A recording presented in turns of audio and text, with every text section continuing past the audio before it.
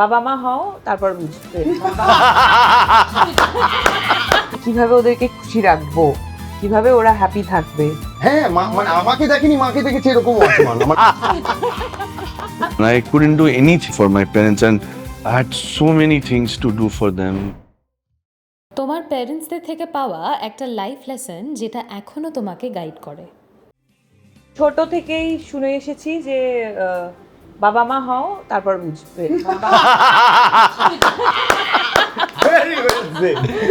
এটা যে মানে পদে পদে বুঝতে পারি সেটা সত্যি, মানে এই কথাটা যে কেন, এবং হট করে একদিন দেখছি যে আমি বলে ফেলেছি ইউহানকে, বলার পর না রিয়েলাইজ কি বলে ফেললাম মায়ের মতো। সো এটা সব থেকে বড় লেসন যে মা বাবা হও তারপর বুঝতে পারবে। আমার তো বিং কাইন্ড, আমার মা বাবা সবাই সব সময় শিখিয়েছে সবার সঙ্গে ভালোভাবে ব্যবহার করবে এবং সবাইকে ভাববে যে তো না খুব তাহলে সব সময় পারি দাদা। তোর সাথে আমার ঝগড়াই কি নিয়ে বল বাবু? তোর সাথে প্রথম আলাপটা বলে দে, তাহলে বুঝে যাবে লোকজন তুই কি সেটা রাগিয়ে দিয়েছো তুমি। আমি কি করেছিলাম বাবু? তুমি ব্যাট নিয়ে কাভার পর্যন্ত কেন পৌঁছেছিল? তুমি তো ব্যাটিং করছিলে পিচে, তুমি কাভার অবধি আমাকে, আমরা অপোনেন্ট টিমে খেলছিলাম, কি কারণে আমি স্লেজিং করেছি ক্রিকেটে। আচ্ছা শুভশ্রী, আমরা ক্রিকেট খেলছি, ক্রিকেটে স্লেজিং করতে পারবো না? হ্যাঁ, তো উনি তো নিতেই পারেন না, উনি তো অডিয়েন্স থেকে যে বলে তাকে উত্তর দেন, সেটা ওনার প্রবলেম। হ্যাঁ অডিয়েন্স বলে না, কি বল ও করছে। এটা সিসিএলেও হয়েছে, মানে ক্যামেরা চারিদিকে, আচ্ছা তারা খেলেনি, এগুলো করে। তো আমিও স্লেজিং করেছি, কাভারে ফিল্ডিং করছি, সেই রেগে গিয়ে দেখছি ব্যাট নিয়ে এগিয়ে আসছে। আর তখন 2015, আমি কেউ না, সে যিশু সেনগুপ্ত। আমি তো সর্বনাশ করেছি, তো ব্যাট ফ্যাট নিয়ে এমনি লম্বা, এসে যদি টাঙিয়ে দেয়, টানলাম না, চারদিকে ক্যামেরা যে টাঙাবে না। তো আমি এরকম করে দাঁড়িয়ে আছি, দেখি আগে কাছে চলে এসে, ভেতরটা তো পুরো এইটুকু হয়ে গেছে, দেখাতে হবে আমার ক্যামেরা চলছে তো, কি চাও ব্যাটিং করো এসব, আবার দিকে ঘুরে চলে গেলাম, থ্যাংক গড। এইসব দিয়ে শুরু হয়েছে আমাদের যাত্রা আর কি। যাই হোক, ছেলে এখন শিখেছে, আমার ভালো লাগছে। কিচ্ছু শিখিনি আমি, মায়া দয়া করে দিয়েছি তো, বলো ওই যে বি কাইন্ড, বি কাইন্ড, দয়া করে দিয়েছি। বাবা মার কাছে শেখা, আজকে এই যে বড় হয়েছি, এর থেকে বড় শিক্ষার কি হতে পারে? মানে অন্তত 10টা লোকের মধ্যে অন্তত 6টা-7টা লোক বলে যিশু ভালো ছেলে, এটাই মনে হয় শিক্ষা। এটার থেকে এদের থেকে এটা তো সত্যি কথা। 4টে মানুষ খারাপ বলে, এটা তো এটা নিয়ে কোনো দ্বিমত নেই, কিন্তু আই থিঙ্ক সেটাই শিক্ষা। এবং আরেকটা, বড়দের রেসপেক্ট করাটা খুব জরুরি বলে আমায় বলছে, সিনিয়রদের রেসপেক্ট করা এবং এটা আমায় বলছে, মন থেকে রেসপেক্ট করা উচিত। অনেক কথা বলছে মাঝখানে, but that is what I believe. এটাই বাবা মার কাছে শেখা। পরে কোয়েশ্চেন প্লিজ। একটা মোমেন্ট যেখানে তুমি রিয়েলাইজ করেছো তোমার প্যারেন্টসরা তোমায় নিয়ে সত্যিই প্রাউড। সময় বলে প্রথম মানে আমার উত্তর আছে। আমার বাবা কোনোদিন বলে বলতে But পারেননি নাকি? পারেননি না, হয়তো বলতে গেলে গলার চোখ করে দিতে পারে, কিউ প্লিজ ডোন্ট আমরা ডে। জানি আমারটাও তাই হতে পারে, কিন্তু এটা আমি বলবোই, আমি যখন ক্রিকেট খেলি ক্লাস 7, আমি বলছি তখন, মানে এটা 7-এর প্রথমে একটা ছোট্ট কথা বলে নিই, তারপর যে ঘটনা ঘটেছে সেটা বলি। 7-এ হঠাৎ আমার বাবা আমাকে, 7-এ 8-এ পড়ি, আমাকে বাবা হঠাৎ ডাকলো।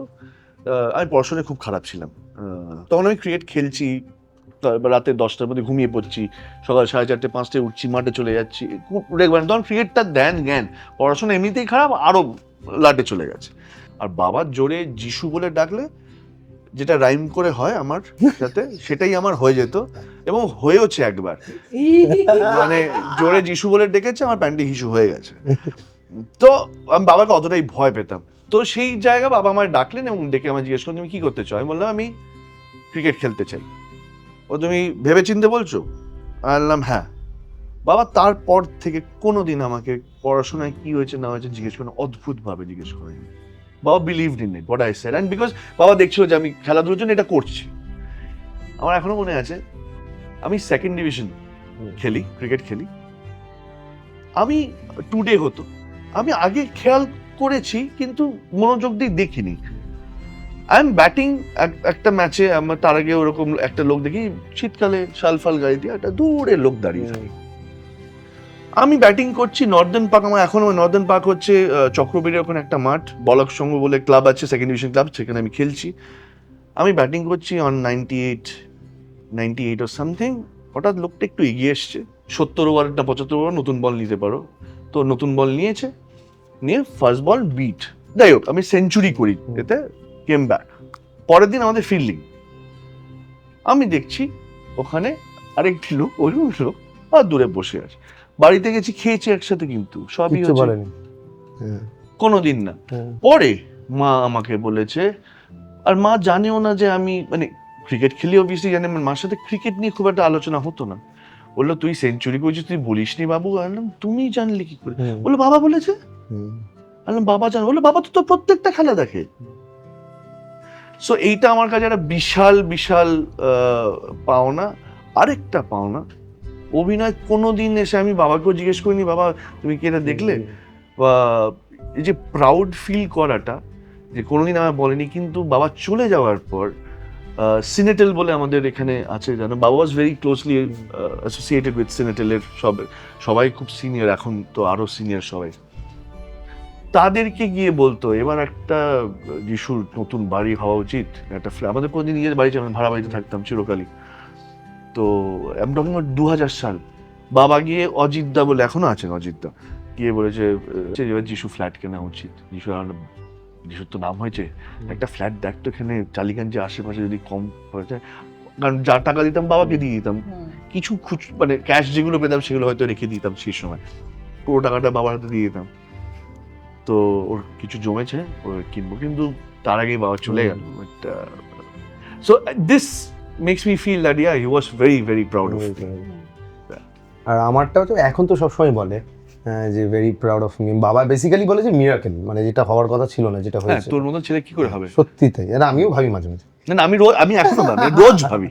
কিন্তু এমন একটা ঘটনা ঘটেছিল যেটা তোমার সারা জীবন মনে থাকবে। তো আমি পর্ণশ্রীতে আমার মা বাড়ি, ওখানে বেয়ালা কলেজের উল্টো দিকে একটা বড় মাঠ, সেটা আমাদেরই মাঠ ছিল, ওখানেই আমরা খেলতাম সারাক্ষণ। পড়াশোনা প্রায় সেম, সেই জন্যই বোধহয় আমার পার্টনার আর কি, আমরা দুজন। হ্যাঁ মানে হ্যাঁ, পড়াশোনাটা জাস্ট হয়নি আর কি, অ্যাকাডেমিক্সটা জাস্ট আমাদের নয় বোধ হয়।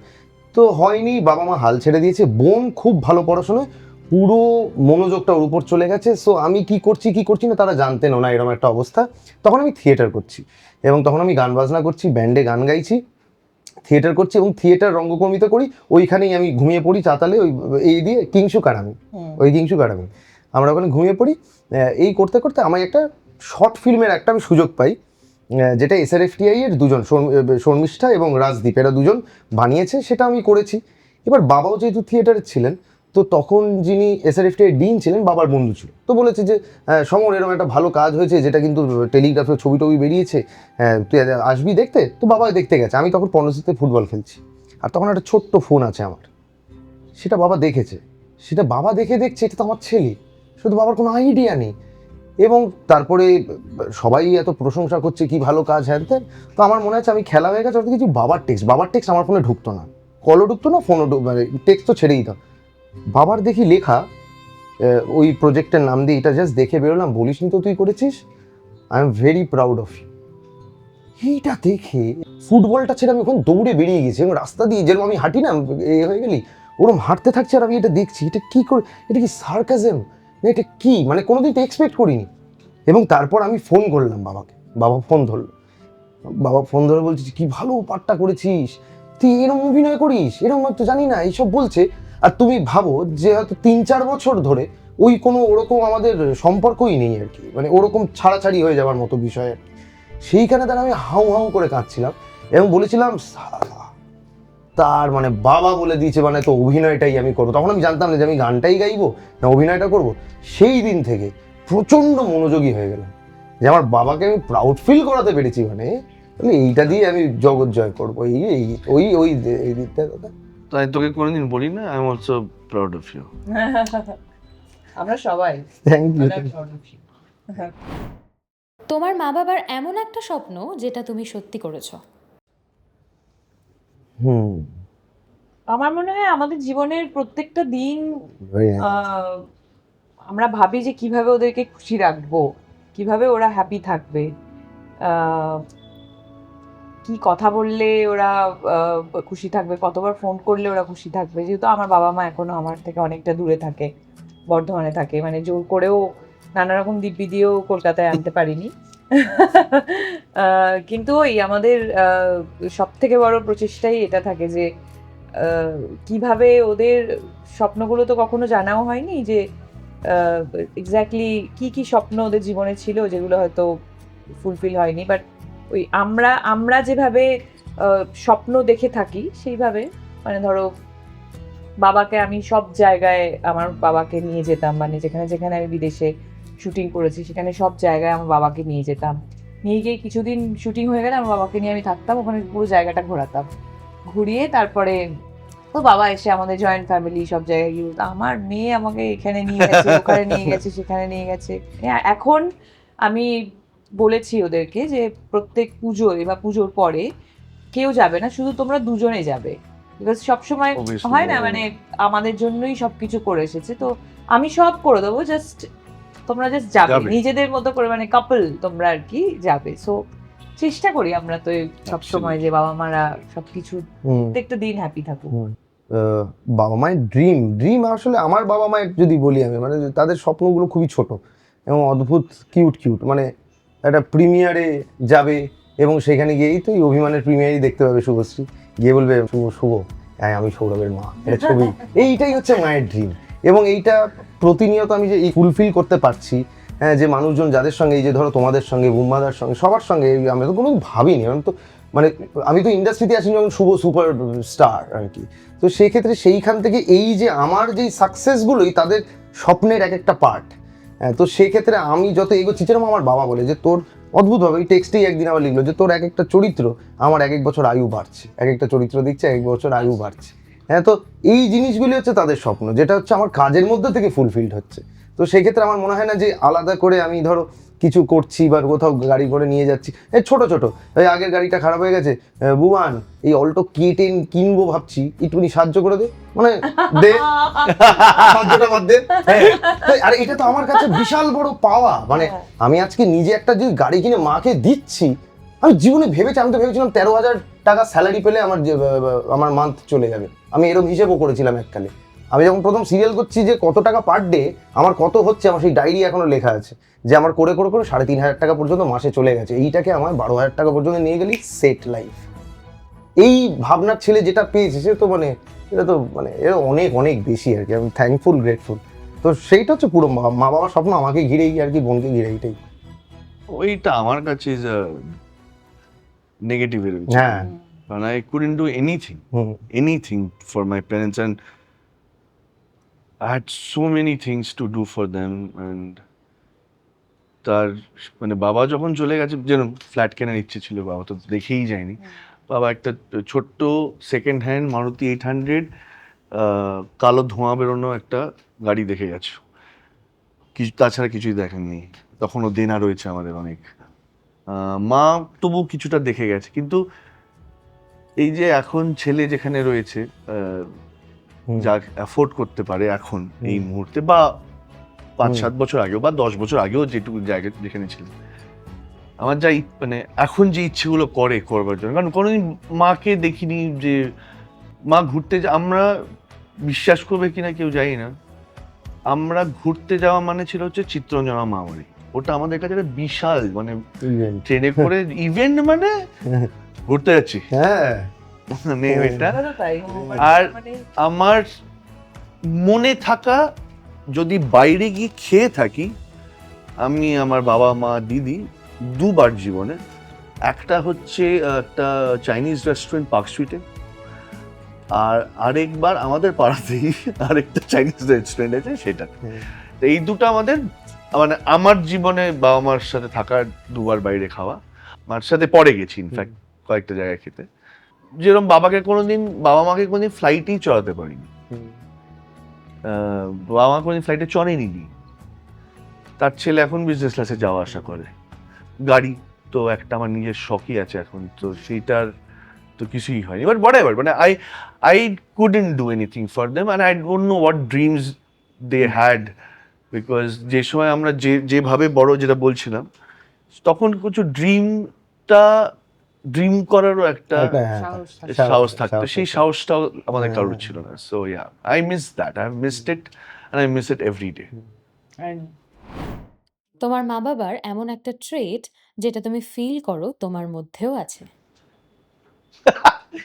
আমার তো মনে পড়ে আমার মায়ের ট্রেড একটা আমার মধ্যে আমি ভীষণ আমি মায়ের ছেলে, এখনো মায়ের ছেলে। আমি কষ্ট হলে the first person I speak to, because I believe মা আছেন, আই স্পিক টু হার। এই যে কথায় কথায় কেঁদে ফেলা, এইটা মার থেকে পাওয়া, এবং এটা আমি মাকে দেখেওছি। তখন আমি ভাবতাম কি করছে, এদিক থেকে ওদিক হচ্ছে, মা কেঁদে ফেলছে। But I today understand way she, মানে আমি একদম ওই জায়গা থেকে আমি বললাম আমি মায়ের কার্বন। আর আমার অদ্ভুতভাবে দিনকে দিন আমি নিজেকে যখন এখন দেখি, ট্রেড বলবো না, আমি আস্তে আস্তে, যেটা আমি জানতাম আমি মায়ের মতো দেখতে, বাট যত দিন যাচ্ছে আমি দেখছি বাবার মতো দেখতে হয়ে যাচ্ছে। মানে আমার কিছু কিছু শটস আছে এতে, অভিমানে আছে, দেখে আমি নিজে চমকে উঠেছি। আমি এটা কাউকে শেয়ার করিনি, ফার্স্ট টাইম শেয়ার করছি। এটা তো বাবা, কয়েকটা তাকানো, সো ট্রেড বলা যাবে না এটাকে, বাট ট্রেড যদি বলি মায়ের কান্না। আমি বলবো আমার বাবার পজিটিভিটি। আমি ছোট থেকেই দেখেছি, ছোট আমরা যে সময়টা বড় হয়েছি সেই সময়টা না খুব অভাব, এইগুলো যেন খুব মানে খুব নর্মাল নর্মাল জিনিস, অ্যাবসলিউটলি নর্মাল। মানে চারিপাশে সব জায়গায় শুধু অভাব কথাটাই আর কি শুনেছি। চাকরি চলে যাচ্ছে, এই মিল বন্ধ হয়ে যাচ্ছে, এই হয়ে যাচ্ছে, এই জিনিসগুলোই শুনেছি। সো আমিও বাড়িতে প্রচুর অভাব দেখেছি, এবং সেই এই একটা সাহস যে কোনো কিছুকেই ভয় না পাওয়া, কোনো সিচুয়েশনকে ভয় না পাওয়া। মানে ধরো আমাদের জীবনের নানান রকম ইভেন্টস তো আমাদেরকে মানে ভীত বা যাই করে, সেই জিনিসটা হয়তো আমি পেয়েছি যে আমি খুব সাহসী। আমাকে কোনো কিছু আজ পর্যন্ত এফেক্ট করেনি, ভয় দেখাতে পারে, যা হবে দেখে নেব। হ্যাঁ এফেক্ট হয়তো করেছে কিন্তু ভয় দেখাতে পারেনি, এফেক্ট করেছে, কিন্তু ভয় দেখাতে পারেনি, নড়াতে পারেনি। হ্যাঁ সেটা আমার দুটো, মানে মার আর বাবার যদি বলি ট্রেড, মাকে জিজ্ঞেস করলে মা তো বলবে চোখটা আমার মতো পেয়েছি, যেটা আমার মতো পুরো একদম লিস্ট আছে। মাকে যারা চেনে তারা জানে। মায়ের একটা ব্যাপার হচ্ছে, মা হচ্ছে ব্রিলিয়েন্ট এন্টারটেনার আর কি। আজকে যদি এখানে থেকে সবাই হাসবে, ওইটা আমার মনে হচ্ছে আমি ওটা পেয়েছি। ইনফ্যাক্ট আমি অ্যাকচুয়ালি হ্যাঁ তোকে বলেওছি, ওর মায়ের সাথে প্রথম আলাপ একটা ইয়েতে, একটা কোনো প্রিমিয়ারে, তো বোধহয় ছবি শেষে বেরিয়েছেন উনি, এবার একজন মহিলা পুরো নিজের ভেবে হাত ভাত ধরে নেয় ভাই। আমি দেখিনি তো, আমি কি হয়েছে বল। এবার ও বোধহয় বুঝেছে, ও দূর থেকে দৌড়, যুদা আমার মা, মা আরে মো আচ্ছা বলে স্টেট দেয়। এবার ওর মা একটা অদ্ভুত পার্সোনালিটি। তুমি আমার বাড়িতে আসছো না কেন, মানে এতবার বলেছি টাইপের, তুমি আসোনি কেন? আমি বলে এই তো কার্বন কপি ওর, মানে কবে থেকে যেন আমার চেনে, আমি কোলে উঠেছি ওনার, উনি আমার মানুষ করেছে। এইটা এই ট্রেডটা হচ্ছে ওর মধ্যে, মানে সবাইকে যদি কোথাও গিয়ে একটা জমিয়ে রাখতে হবে, ওইটা আর এটা জমিয়ে রাখতে হবে, মানে হবে, মানে এইটা আমার কাজ। হ্যাঁ, তো ওইটা যেটা ওই ট্রেডটা, ওইটা আমি মানে আমার মধ্যে বাবা শিখি ভাগ নেই, মানে মায়ের যদি 100 থেকে আমার 10, তো এবার আমাকে তুমি চেনো, তাহলে মায়েরটা তুমি দেখতে পাবে, খুব শীঘ্রই দেখতে পাবে। আর সেটা আর বেশি বলছি না। পুজোর সময় হ্যাঁ মানে আমাকে দেখেনি, মাকে দেখেছি, এরকমও আছে মানুষ, মানে আমাদের ইন্ডাস্ট্রিতেই মানুষজন, মানে শি ইজ এভরিওয়্যার টাইপের। এইটা গেল মা। আর বাবা হচ্ছে অ্যাকচুয়ালি আমি দেখেছি, বাবা যখন থিয়েটার করতেন, আমি তো ছোটবেলা থেকে বাবার থিয়েটার দেখছি, সুন্দরময় ছিলেন। তো দেখতে দেখতে দেখতে দেখতে তারপরে যখন আমি নিজের অভিনয় করা দেখা শুরু করলাম, যখন দেখছি যে আমি কিরকম অভিনয় করছি, আমার চলাফেরা ঘোরাফোরা অনেকটা বাবার মতো। তখন আমার এটা বলতে নেই, এবার আমার আর ভয় লেগেছিল, বাবা তো অভিনয় নাম করতে পারেনি থিয়েটারে, তাহলে কি আমিও নাম করতে পারবো? মানে শুরু ছোটবেলায় তো অনেক ধরনের চিন্তা ভাবনা চলে, তো আমার তখন ভালো লাগতো না, আর বাবার মতো করবো না, আলাদা কিছু করতে হবে। এখন বুঝি বাবা করতে চাইনি বলে হয়নি, আমি করতে চেয়েছি বলে। It is what you want. বাবার থেকে তুমি পেয়েছি ওইটা, তখন বুঝেছি যে ওইটা পেছন চালাতে পারবি না, বাবা জিনে আছে। তো ওইটা এই দুটো ট্রেড আমি দেখেছি অভিনয়ের মধ্যে, অনেক বাবার নুয়ান্সেস আছে। আর বাকিটা লাইফ যদি বলি, তো এটা মায়ের মধ্যে। আবার কি হয়, মা যা জিনিস, আমি হেঁটে যাচ্ছি, এবার কি হয়, আমি তো স্পিডে হেঁটে যাচ্ছি, হয়তো মা একটু পেছনে, একটু ল্যাগিং বিহাইন্ড, এবার মানুষ বেরিয়ে গেলেই তো সরো মা,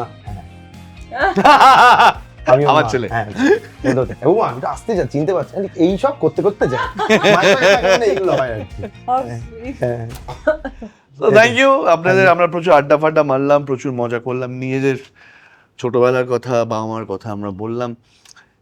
তার একটাই কারণ আমাদের ছবি অভিমান, এটাও পেরেন্টস, লাভ, অভিমান, এসব নিয়েই ছবি।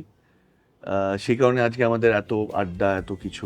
সবাইকে রিকোয়েস্ট করবো 19শে জুন আমাদের ছবি অভিমান রিলিজ করছে। প্রসেনজিৎ চট্টোপাধ্যায়, শুভশ্রী গাঙ্গুলি, আমি যিশু সেনগুপ্ত, ইন্দ্রদীপ দাশগুপ্তর পরিচালনায়, সৌরভ দাসের প্রোডাকশনে আমরা কাজ করেছি। সো প্লিজ আসবেন, ছবিটা দেখবেন, এবং আমার মনে হয় কোথাও আপনি নিজেকে খুঁজে পাবেন এই ছবিতে। Thank you.